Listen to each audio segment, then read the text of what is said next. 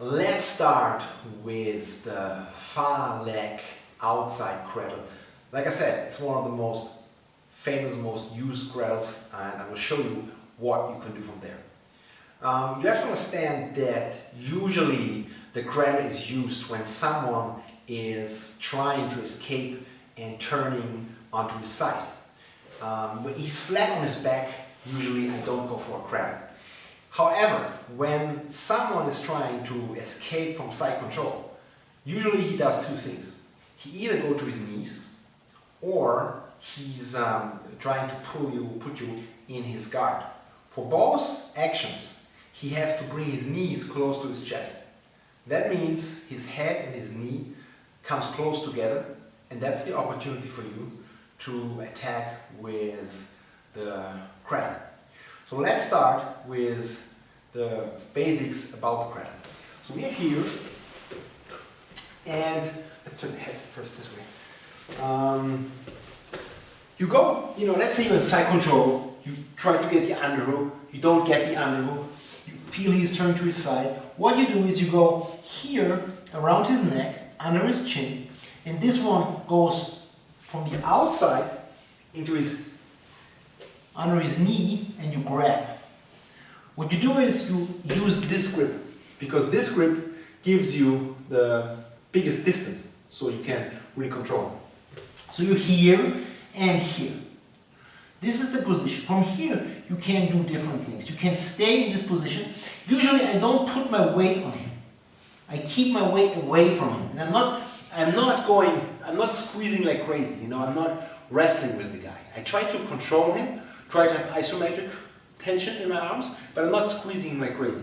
What I do is, I'm not pushing here, because here the lever is not so weak. I push with my inside arm against his neck. So when I'm here, I'm not going this way, I'm going this way.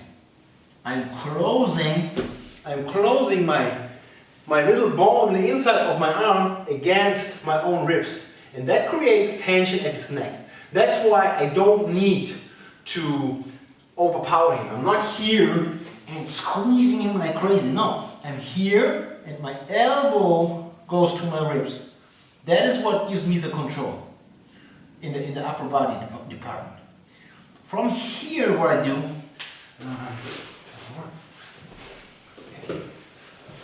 from here, what I do is, I want to catch his leg, but I have to understand that if he's clueless, that's not a problem. But if he understands what I'm doing, and he's a Jiu Jitsu guy, I'm at risk, When I just go here and put my leg here, and he closes the triangle with his legs, I'm in the 411.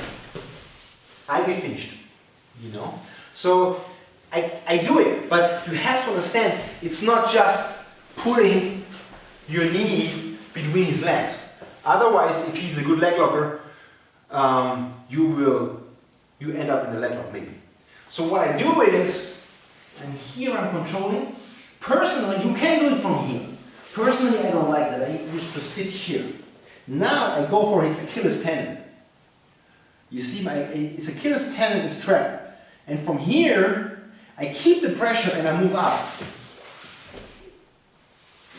That is very difficult for him to get me in the even if I don't have his head, but you see here it's very difficult for him to get a leg lock position.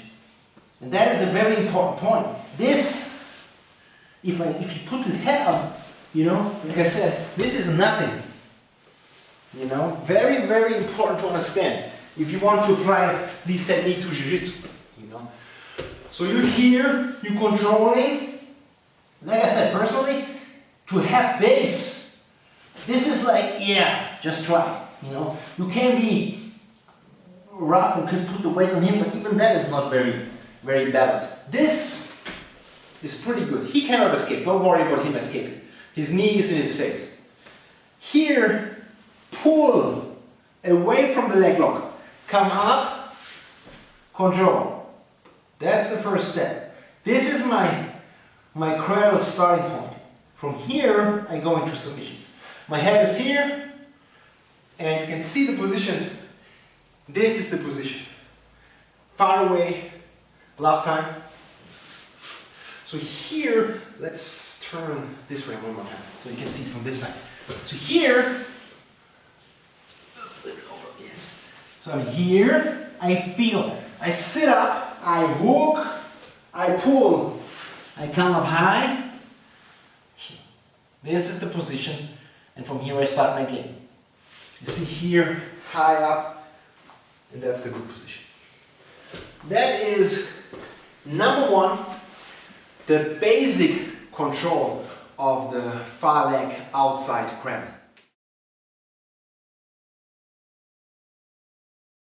If you are young and flexible, you like to do it the way I showed you before. You will go for the 411 and everything's good. If you are heavy and a little older, you like to do pressure, you just like to stay on top, then you do it the next way. That's my favorite way actually. I said before I don't like knee bars, but this is an exception. It's a beautiful technique. So you're here, step over and you grab. You see? And from here, all you do is you lean forward and you slip the head. And even, you see his arm was strapped. The good thing here is my butt is on the ground, trapping this leg, having this leg here. Pretty nice way to get a knee bar from here, because he's trapped under his weight.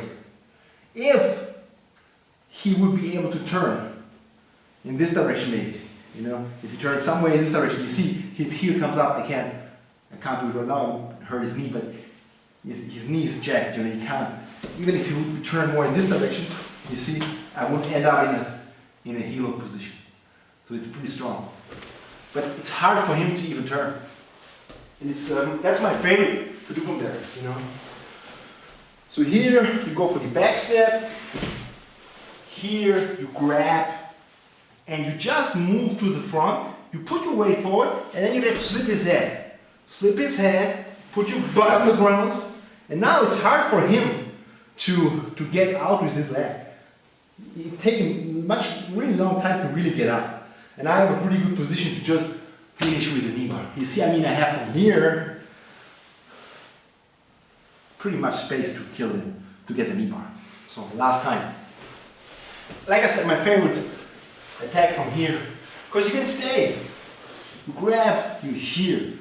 And from here you move this way, you let the head slip, you fall down, you control, your body blocks the knee here, and you just go for pretty nice submission. That is the knee bar from the backstep cradle, and it works pretty well.